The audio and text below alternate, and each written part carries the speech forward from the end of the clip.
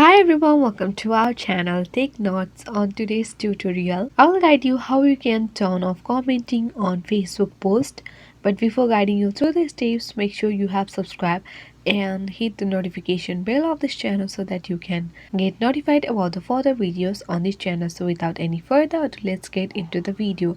Firstly, you need to open the Facebook and logged in into it, and on the top right corner you will see the three-line icon. Tap on it and tap on the profile of this ID. Scroll down and choose the Facebook post you want to turn off the comment on. So tap on three dotted line of this Facebook post and you will see who can comment on your post option. Tap on it and here is toggle on public so that anyone can comment on this, but if you want to turn off commenting on your Facebook post, so you can either select on friends and establish followers or friends or profile and pages you mentioned. So for now I am tapping into profiles and pages you mentioned. So after I tap on it, tap on done. Now on this post the comments are turned off. So this was it guys, thank you.